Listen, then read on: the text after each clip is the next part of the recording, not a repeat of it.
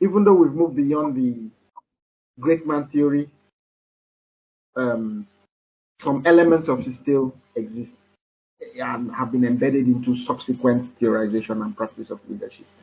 The idea that we still have those people who we can identify as having leadership patterns. Now, the trait theory is very similar to the great man theory and came from the same era of leadership. The idea is that if we have these leaders who are born and are unique individuals, what are the traits of leadership? Therefore, what are the traits of leadership we need to identify and, if possible, nurture?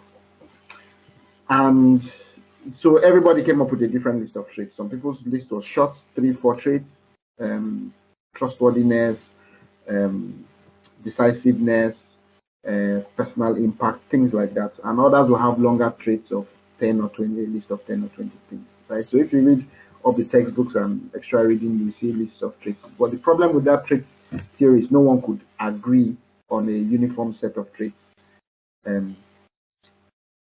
for this thing we call leadership. However, it's still an important theory today because we still look at those characteristics of the leader as important things we want to either identify in selection or recruitment or to develop in training. So your ability to think outside the box, for instance, your decisiveness, for instance, are still important, dimensions of leadership, even though we may not view them as personality traits. But then there was also the idea that personality traits, so you have more outgoing personalities, more introverts and extroverts, and that was also linked to leadership, being more charismatic. Problem with the great man theory and the trait theory, for instance, was, and you can see the clue there, it was all about men, excluded women by and large. The list of traits usually were more macho traits. And so for many years, women were excluded in one sense or the other. Either they were thought they couldn't be leaders or would make very weak leaders, or have feminist traits which were too weak, in quotes, to be leaders. So obviously we moved on to more behavior theories of leadership. Here we start talking about leadership behaviors, rather than traits that are inherent, but behaviors that can be learned. So the whole idea that leaders are made or learned or developed. And then we'll come up with, similar lists, communication skills and, for instance, communication behaviors and things like that, but focus more on training and development of this, and more inclusive of different groups. So over years, we'll be going to become more inclusive. Then we moved on to the idea that if leadership is about this set of behaviors, right, that you role model as a leader and use to inspire people, are those behaviors fixed or do they change? Can they be flexed? And we have two opposing schools of thought. The situationalist leadership theories say that a good leader is one who can flex their leadership style.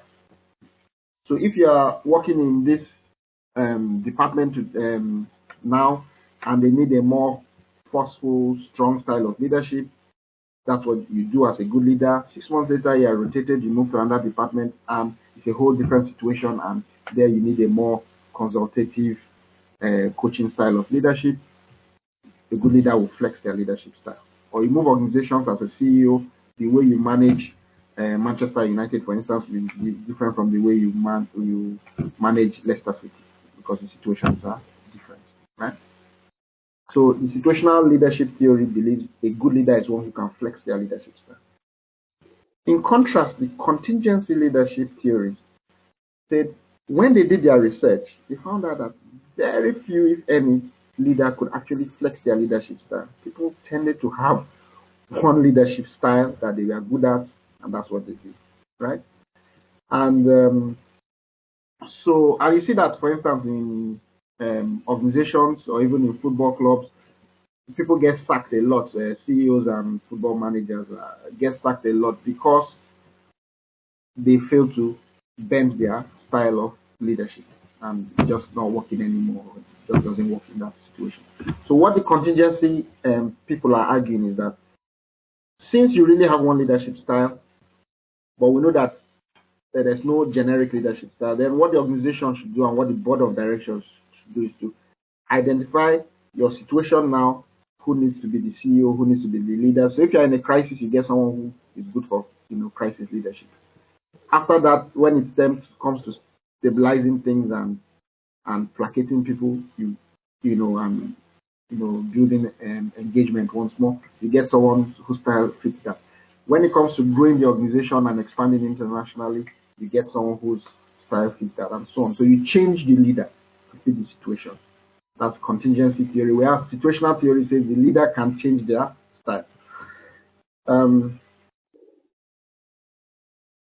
Then I'm just wondering where you fall within the contingency and situational argument. Me? Yeah. Where I fall personally, or what my view is? What your view is? I tend to agree that there's more chance that people will fall in the contingency theory. Yeah. More leaders will fall in contingency theory, but situational leadership would be a much more beneficial trait to be able to have as a leader. But I think there's a limited number of people that can change their leadership style. Yeah. Very, very interesting view on that. Then we now move into another binary, the one between the transactional and transformational theories. And this is almost going back to the argument between managers and leaders. The argument being that the transactional leader is, you are either a transactional or transformational leader. The transactional is more someone who is good at the transactional aspects and the implementation aspects. So they are good at sailing the ship as long as the direction has been set already. They don't come with a new vision, they're not creative, they're not innovative, they're not inspirational, they're not charismatic. Whereas the transformational leaders are charismatic and innovative and are good with coming up with a new vision and shaking things up, right? And so there's the argument that you are either a transactional leader or transformational leader. Now, if you read the textbooks, you will find more modern theorizations of leadership. For instance, in our fourth session, we're going to look at ethical leadership. That's a very popular modern theory of leadership. And the idea is that in the past, we used to focus on these technical leadership skills, people who are very good communicators, very good with charisma and so on and so forth, and visioning and so on and so forth. But they lacked integrity and character. And then we ended up in one corporate scandal after the other, right? So the idea that corporate social responsibility, ethics, protecting the environment and things like that are more important or are equally as important as the other aspects of leadership, but they've been often ignored. So you have more ethical leadership theories as more modern theories. We have also the idea of distributed leadership. The idea that a lot of these theories you see on this slide are top-down and go with formal roles. You're given a job with a job description that basically makes you a leader. But we can have bottom-up leadership, emergent leadership, and distributed leadership. So, for instance, you can have a team where the formal leader with the authority is weak, and somebody else in the team actually provides informal leadership and steps in, right? So more bottom-up and emergent leadership, and understanding that the difference between a leader and a follower is not clear-cut. You might be, for instance, somebody in the middle of an organization is both a follower and a leader. You are a follower to the leaders on top, but you're also leading people below, right, in terms of your formal structure. But also, like I said, in the informal structure in the team, it may informally emerge as a leader. So that's, again, a more recent leadership theory. The also idea of team leadership, that leadership at the organizational level and within smaller teams are a bit different. And then we have leadership theories, modern leadership theories that are linked to culture, crossing different cultures and things like that. So if you read your textbooks, you get some of all of this stuff, and some of them will cover in later sessions, especially the ethical side of things. So like I said, that's the core stuff. All these other slides throw more light on these ones, either the trait theory or behaviorist or situational or transactional stuff.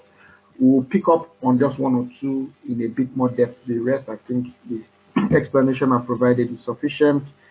Again, performance management and motivation are key. We'll look at motivation, I think in lesson 4 or lesson 3. We'll be looking at that a bit more. But the idea of theory X and theory Y, management and leadership, can be linked to this McGregor's theory. Basically, your mindset as a manager or as a leader will also determine how you lead, how you manage, how you relate. If you are theory X, that is, you view employees as lazy, irresponsible, and ambitious, then you tend to want to control and micromanage them, and you tend to want to you think they're trying to get away with whatever they can, right? So it's a low trust leadership style. However, if your mindset is more of a theory Y, your basic assumption is that people are good and want to achieve their best and give their best efforts. They just need the nurturing and empowerment and support. Then you tend to go with a more trust-based leadership style, for instance, and a more participatory management style. So your mindset can also influence your leadership and management style. However, the critic and skeptic in me will say, well, people are different and we probably have both sides of people. I think it also depends on the actual people you have to manage, and whether you've come into a situation or whether you've developed them to be X or Y from the start. Yes, and also the history you come to meet. If you've come and trust has been lost, trust has been eroded because of what happened before you came in, then then they're going to be a team of people that need to be managed under Theory X. Yeah. So, in terms of some of the more modern leadership theories, I think we've talked about transformation and transactional. We'll talk a bit more about situational. Laissez-faire is an interesting one. We find this more, the argument here being, if it's not broke, don't fix it, right? A lot of leadership is really political and a self-centered agenda. You are a new CEO, a new leader, you want to make your mark, you want to have something on your CV. So you do change for change's sake, right? Not necessarily because the organization or department needs it, but you want to make your mark. And laissez-faire leadership is saying sometimes, if it's not broke, don't fix it. Just let things be. Keep things. I think you see that quite often when people come into a new position that they've not done before. Yeah. And they want to prove to themselves and to others that they've arrived. So that's the one side of the argument. The flip side of the argument with laissez-faire leadership is if you're too laid back and too hands-off, then you're not close enough to what's happening at the grassroots, and you let things slip too much, and things can go down very fast. Yeah. The flip side. And then ATHE's action-centered leadership is an interesting one. I think this actually came from Professor ATHE, when he was at Cranfield. Since you're alumni, I may be wrong, but I think it was at Cranfield he developed this. But basically, his research said that leadership should focus on 3 things: the needs of the task, the needs of the group, and needs of the individual. So you need to have a task focus, strategic objectives, KPIs, performance management, quality standards, those kind of things, right? If not, you slip too much looking at interpersonal behaviors and soft side of leadership, and your ability to achieve targets will be compromised. So you have some task focus. Then you need to have your focus on group needs. As an organization or department or team, you need to develop the team dynamics, the interpersonal relationships, the communication channels, the discipline and the structure within those departments, teams, or organizations.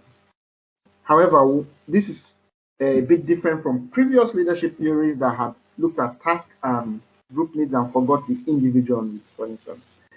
So he says, apart from what you do at the group level, you need to also, at the individual level, look for one or two individuals where you can, coach, counsel, develop, motivate, inspire, because leadership happens at both the individual and group levels at the same time, simultaneously. So you need to look at the structure, what you're doing for the team or group or department, but also the individuals within that, how you're impacting them. So that's ATHE's action-centered leadership, and good leadership is at the intersect of all three circles.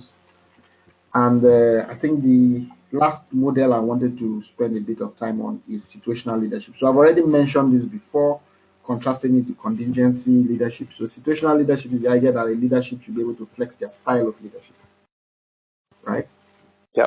The situation or the followers and organization and so on. Contingency you can't flex, so the board of directors should change the leader. That's basically contingency. So this is Hensey and Blanchard's model of situational leadership.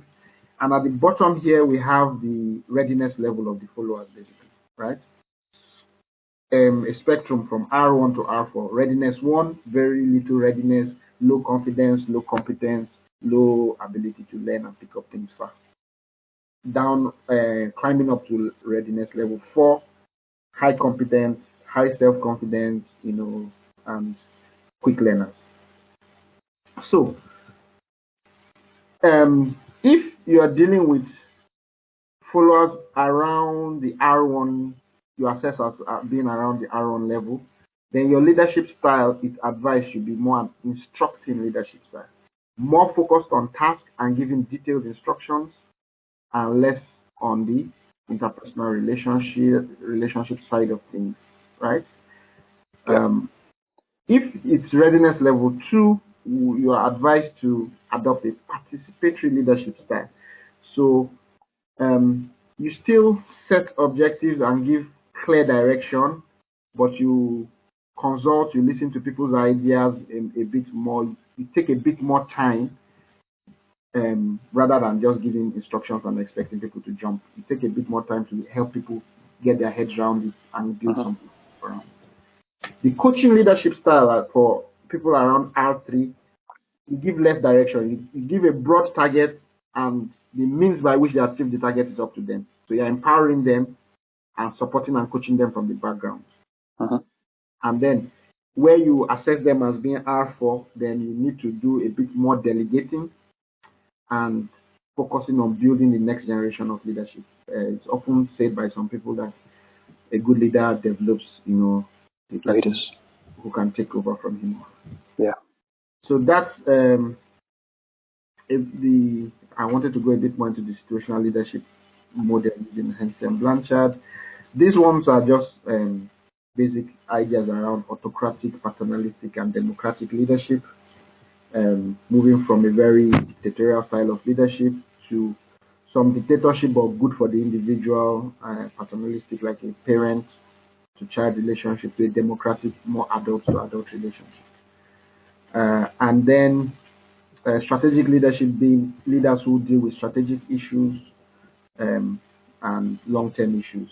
So that's the whole idea around strategic leadership. But obviously, we have leadership across all levels of the organization. And today's leader at the bottom or middle may be tomorrow's strategic leader. And then 10 skills of the manager by Professor Mintzberg.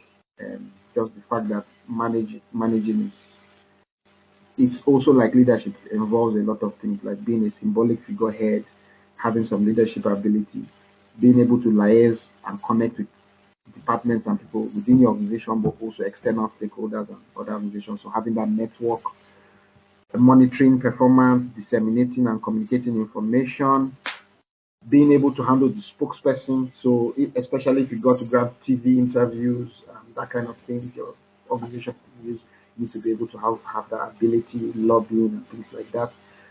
Some entrepreneurial ability to grow things from scratch, some crisis or disturbance handling ability to budget and allocate resources, and some good negotiation skills are key for managers.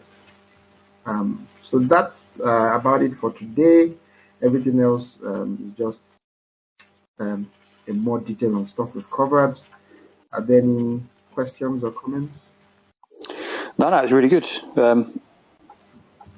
Interested to get started now. I think Monday I'll have an induction, and then I should have all the course material. So this is what I'll find in my dashboard. Yeah, when you have access to Moodle, you'll find the lecture slides on. Yeah. So am I better to go through, like sit for the lecture and then go through the material after? Or? Some people prefer to do that. Others prefer to read before the lecture. It's really everybody has their own style. So. I'll see how I get on. So in addition to these slides, I'm assuming there's other reading material to get a greater depth. Yeah. Other reading materials. At the end of the slides also there's sometimes some recommended books and stuff. But if you want to go a little bit further, I'm assuming. Yeah, but there's some handouts and stuff on Moodle. Yeah. Brilliant. Thanks very much. Yes. So see you next week. Yeah, thank you. Bye-bye.